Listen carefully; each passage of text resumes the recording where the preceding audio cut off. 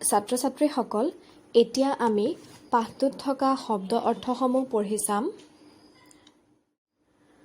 প্ৰথমটো শব্দ দিয়া হৈছে মূৰ্খ। মূৰ্খ মানে হৈছে একো নজনা। ইংৰাজীত ইয়াক কোৱা হয় ষ্টুপিড। দ্বিতীয়টো শব্দ হৈছে সৰ্প। সৰ্প মানে হৈছে সাপ আৰু এই সাপক ইংৰাজীত কি বুলি কোৱা হয় তোমালোক সকলোৱে জানা। ইয়াৰ ইংৰাজী অৰ্থ হৈছে স্নেক।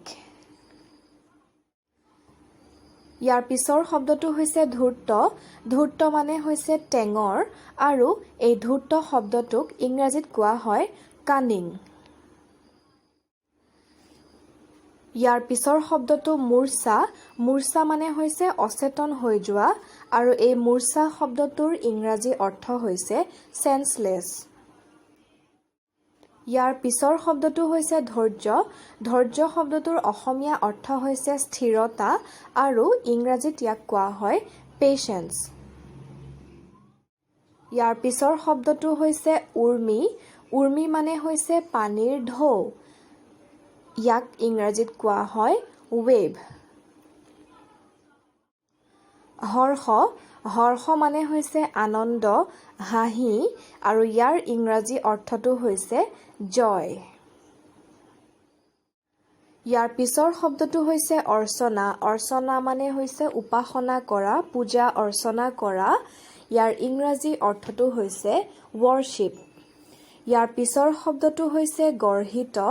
গৰ্হিত মানে হৈছে নিন্দিত আৰু ইয়াক ইংৰাজীত কোৱা হয় চেন্সিয়ৰ।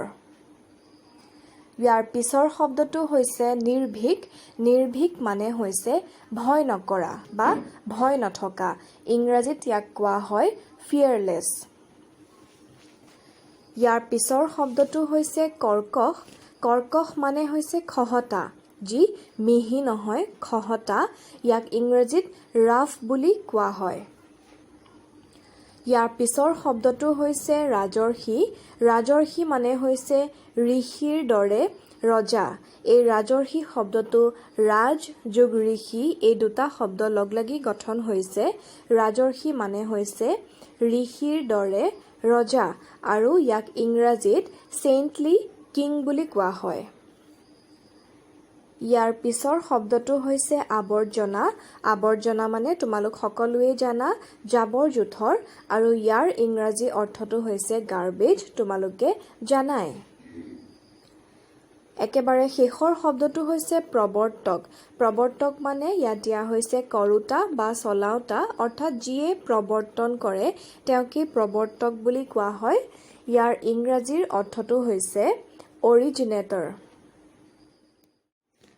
ছাত্ৰ-ছাত্ৰীসকল মই তোমালোকক এই শব্দ অৰ্থকেইটা আকৌ এবাৰ পঢ়ি শুনাই দিম। তোমালোকে মন দি শুনিবা। ইয়াৰ পিছত নিজে এবাৰ ভালদৰে পঢ়ি বুজিবলৈ চেষ্টা কৰিবা। মূৰ্খ মানে হৈছে একো নজনা। ইংৰাজীত ইয়াক কোৱা হয় ষ্টুপিড। সৰ্প মানে সাপ। ইংৰাজীত ইয়াক কোৱা হয় স্নেক। ধূৰ্ত মানে টেঙৰ। ইয়াক ইংৰাজীত কোৱা হয় কানিং। মূৰ্ছা মানে অচেতন। ইয়াক ইংৰাজীত কোৱা হয় চেন্সলেছ। ধৈৰ্য মানে স্থিৰতা। ইয়াক ইংৰাজীত কোৱা হয় পেচেন্স। উৰ্মি মানে পানীৰ ঢৌ। ইয়াক ইংৰাজীত কোৱা হয় ৱেভ। হৰ্ষ মানে আনন্দ আৰু ইয়াক ইংৰাজীত জয় বুলি কোৱা হয়। অৰ্চনা মানে উপাসনা। ইয়াক ইংৰাজীত কোৱা হয় ৱৰ্শ্বিপ।